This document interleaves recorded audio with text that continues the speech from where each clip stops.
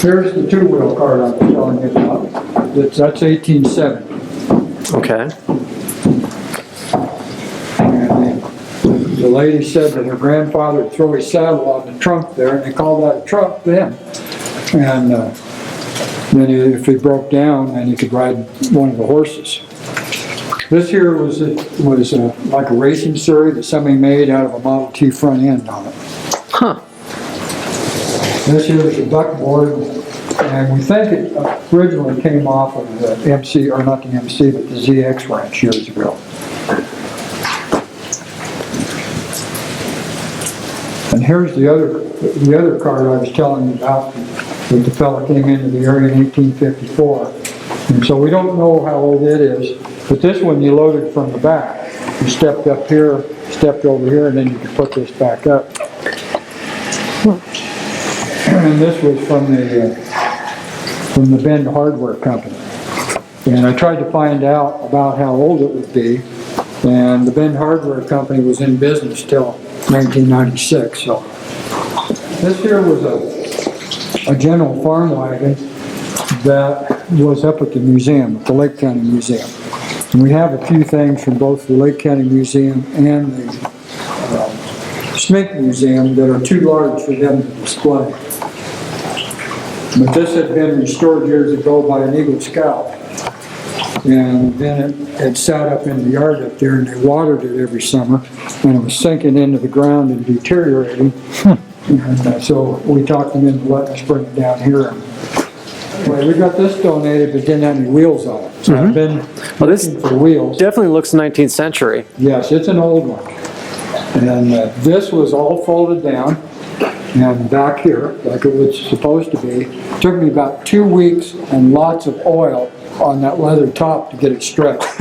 And I'll never unstretch it again because it'll just break. Looks like it has that some straw cushioning in there.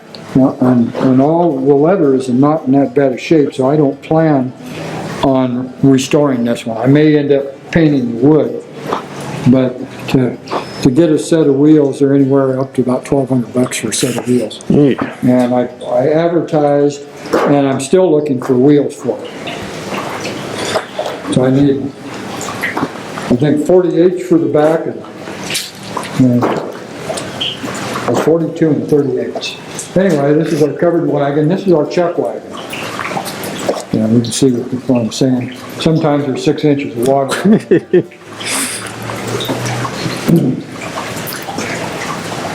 Ernie always wanted the chuck wagon, so I went up to, there's a place called Oxbow Trading Company up in Canyon City. If you ever get a chance to go up there, they have a museum up there that won't quit. And anyway, I saw this up there, and they build these commercially for off-road people and stuff. So I just looked at it and I made this, and so we have a chuck wagon box. So already this happened. And the neat thing about these latches is when it vibrates, they tighten.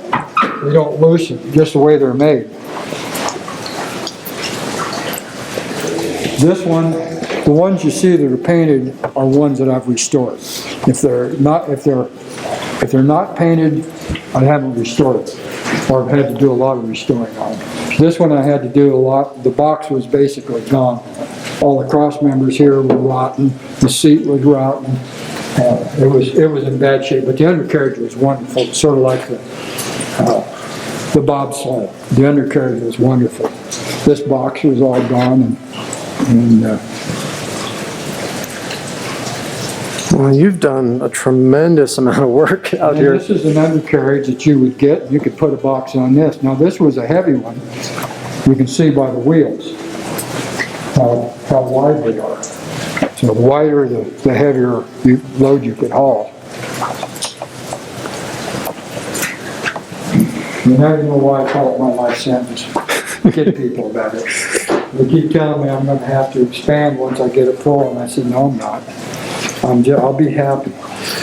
Anytime we're here, somebody will bring something and they say, I think you need this. Or during Roundup, they'll tell me, I've got a piece of equipment out there you can have, or a wagon. And so it ends up in here. You know, you never know what's going to walk through the door.